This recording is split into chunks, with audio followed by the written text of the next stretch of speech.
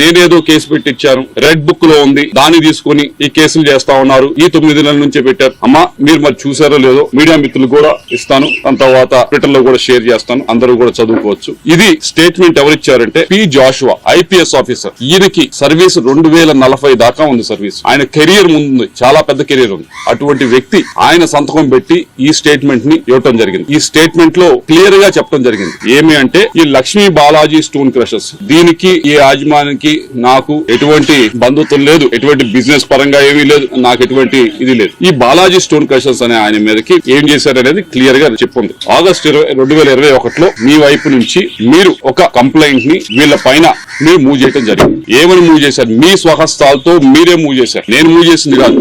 ఇదేదో 2024 అధికారంలోకి వచ్చిన తర్వాత చేసింది కాదు. ఇది మీరు కంప్లైంట్ పెట్టడం జరిగింది. ఈ లక్ష్మీ బాలాజీ స్టోన్ క్రషర్స్ లో చాలా అక్రమం జరుగుతా ఉంది, దీని మీద ఫైన్ వేయండి అని చెప్పి మీరు కంప్లైంట్ పెట్టారు. కంప్లైంట్ పెట్టిన దాని మీద జాషువా గారు దీని మీద ఇది చిన్న విషయం కదా అని చెప్పి యాక్ట్ చేయలేదు. యాక్ట్ చేయకపోతే మీరేం చేశారు? మీరు తిరగని ఆఫీస్ లేదు, ప్రతి ఆఫీస్ దగ్గరికి వెళ్లారు, ఆయనకి ఫోన్ చేయించారు. మీరు బాలినేని శ్రీనివాస్ రెడ్డి గారి దగ్గరికి వెళ్ళలేదు. మీరు ఈ విషయం పైన బాలినేని శ్రీనివాస్ రెడ్డి గారి దగ్గరికి మాధవ్ రెడ్డి అనే సాక్షి జర్నలిస్ట్ తీసుకుని మీరు వెళ్లి ఏమి ఒక ఎమ్మెల్యే ఫోన్ చేస్తే ఎస్పీ గారు మీరు ఎందుకు యాక్ట్ చేయరు అని చెప్పి మీరు ఫోన్ చేయించి అడిగించలేదు, అడిగించారు. దీని గురించి అడిగించారు. ఇవన్నీ కూడా మీరు తలుపు తట్టారు. ఇదిగో ఈ కంప్లైంట్ గురించి మీరు కంప్లైంట్ పెట్టింది 2021లో పెట్టి ఏమని చెప్పారంటే, లక్ష్మీ బాలాజీ స్టోన్ క్రషర్స్ పైన ఈ ఫైన్ వేసే అవకాశం ఉంది అని చెప్పి మీరు కంప్లైంట్ పెట్టారు. దాన్ని జాషువా గారు, ఎస్పీ గారు ఆ రోజు మూవ్ చేయకపోతే ప్రతి ఆఫీస్ కి, ప్రతి ఒక్క పొలిటికల్ ఆఫీస్ దగ్గరికి వెళ్లారు, వాళ్ళ దగ్గర నుంచి ప్రెషర్ పెట్టారు. అప్పటికి మూవ్ అవ్వలేదు. అప్పటికి మూవ్ అవ్వకపోతే మీరు ఇంకా గట్టిగా ప్రెషర్ పెట్టేటప్పటికి అప్పుడున్న ఎస్పీ గారు ఏం చేశారంటే, దీన్ని మా దగ్గర ఆ రోజు ఏదైతే ఆయన హెడ్ చేస్తా ఉన్నారో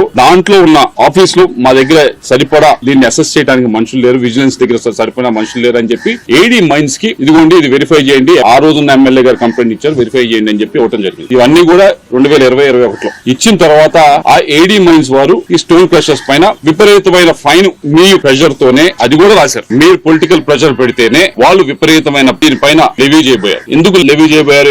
ఎందుకు రాశారు? మీరు ఈ స్టోన్ క్రషర్ పైన విపరీతమైన ఫైన్ రాయించిన తర్వాత వారిని ఇదిగో మేము ఇంత ఫైన్ అయిపోతా ఉన్నాం అని చెప్పి వారిని మీరు బలవంతంగా తీసుకుని వచ్చి ఇదిగో ఫైన్ అన్నా కట్టు, లేకపోతే నాకన్నా కప్పం కట్టు అని చెప్పి మీరు డబ్బులు తీసుకున్నారా లేదా? ఇవన్నీ నేను చెప్తున్నా కాదు, ఇది 2040 దాకా సర్వీస్ ఉన్న ఒక ఐపీఎస్ ఆఫీసర్ చెప్తా ఉన్నది. జాషువా గారు అప్పుడు ఎవరైతే విజిలెన్స్ ఉన్నారో ఎస్పీగా ఆయన చెప్తా ఉంది, ఆయన స్వహస్తాలతో ఇచ్చిన స్టేట్మెంట్, ఆయన సంతకం పెట్టిన స్టేట్మెంట్. అమ్మా ఇవన్నీ కూడా మీరు చేసి ఇదేదో రెడ్ బుక్ రాజ్యాంగం నడుస్తా ఉంది, ఇప్పుడు కేసులు పెడతా ఉన్నారు, న్యాయం పెడతా ఉన్నారు అని చెప్పి మీరు మాట్లాడటం అనేది సమంజసంగా లేదు. కాబట్టి మీ వల్ల ఒక ఆఫీసర్ ని మీరు ఇబ్బంది పెడతా ఉన్నారు. మీ వల్ల వీళ్ళనే కాదు, ఏడీ మైన్స్ గానీ అప్పుడున్న ప్రతి ఒక్క ఆఫీసర్ ని కూడా మీ స్వార్థం కోసం వీరందరినీ కూడా ఇబ్బంది పెడతా ఉన్నారు.